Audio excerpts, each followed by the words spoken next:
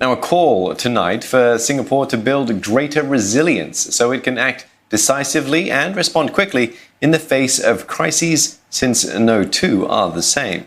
Senior Minister Teo Chee Hean, in a national broadcast, says leadership continuity is also key. He says that's why cabinet ministers, new and old, have worked closely and exchanged views freely to tackle COVID-19. Brandon Tenoto with more. Dear fellow Singaporeans and friends. Speaking in the third in a series of 6 national broadcasts that lays out the government's plans for a post-COVID-19 world, Mr. Teo warns that the global order is under threat.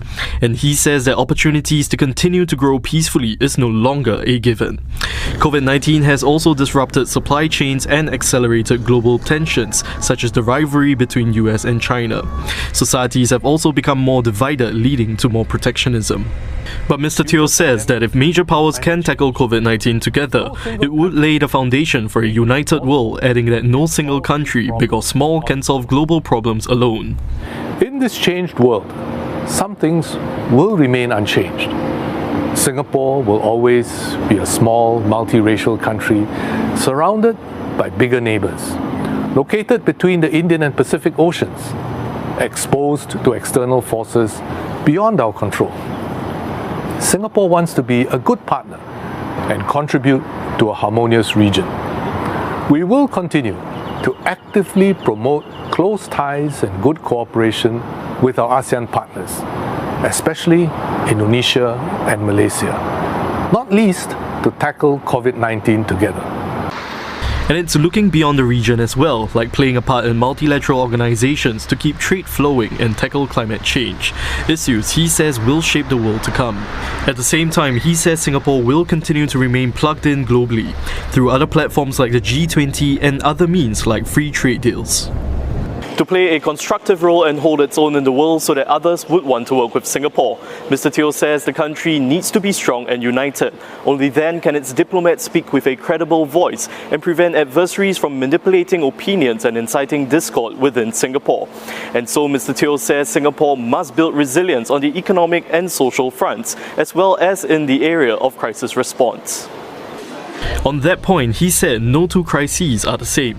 For instance, though Singapore had built capabilities in its healthcare system after SARS, early precautions weren't enough to stop the more infectious COVID-19 from spreading quickly in migrant worker dormitories. Over 1,000 new cases per day were recorded in the dorms within a fortnight. But Singapore was quick to adapt. It mobilized resources across the public and private sectors and anticipated the need for community care facilities. Mr. Teo adds that right from the start, a multi-ministry task force was formed to direct a response to the pandemic. The clear lesson for me is that in peacetime, we need to plan on facing the unknown and build deep reserves of people and capabilities so that when we face a crisis, we can act decisively and respond flexibly and rapidly. Mr. Teo says Singapore must also build resilience in society and the economy.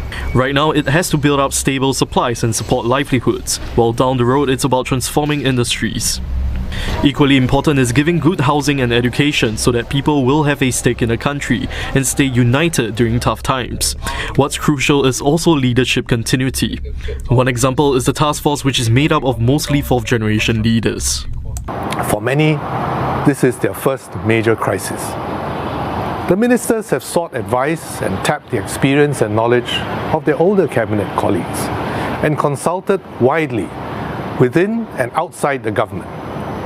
Over the past few months, I've worked very closely with them. We speak daily and exchange views freely. They have stepped up to the task, worked together as a team, and led from the front. This is the way that we collectively ensure resilience and continuity in our leadership team for Singapore. Though small and more vulnerable than others, Mr. Teo says Singapore has responded to the pandemic by sticking together, avoiding the fissures that have divided some other countries.